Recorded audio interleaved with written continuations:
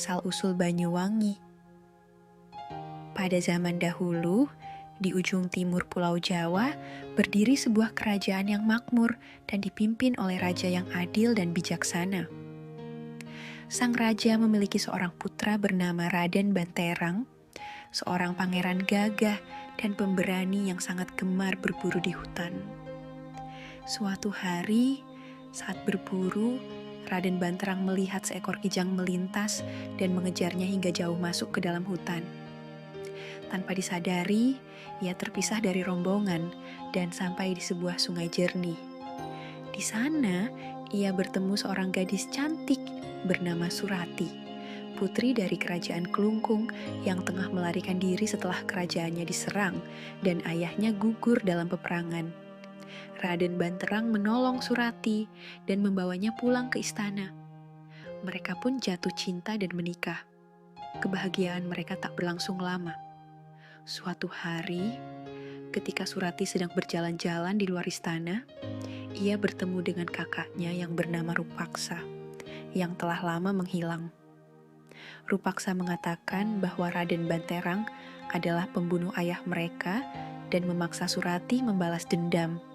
Namun, Surati menolak dengan tegas karena ia merasa berhutang budi pada Raden Banterang.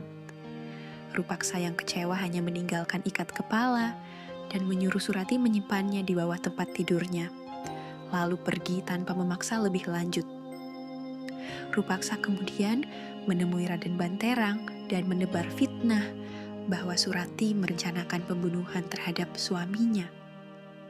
Ia menyuruh Raden Banterang memeriksa bawah tempat tidur istrinya. Raden Banterang yang diliputi curiga segera kembali ke istana dan menemukan ikat kepala tersebut. Amarahnya meluap. Tanpa memberi kesempatan bagi Surati untuk menjelaskan, ia menuduh istrinya berkhianat dan memutuskan untuk menghukum Surati dengan membawanya ke tepi sungai. Di tepi sungai, Surati memohon agar suaminya mendengarkan penjelasan bahwa ikat kepala itu berasal dari Rupaksa dan bukan bukti pengkhianatan.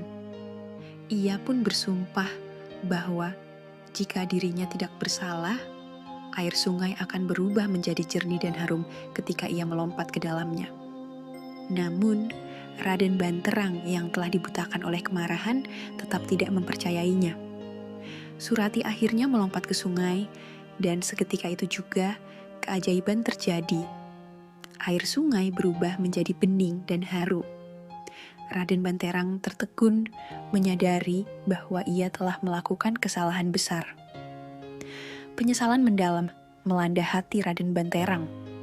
Ia menangisi kepergian Surati yang ternyata tidak bersalah.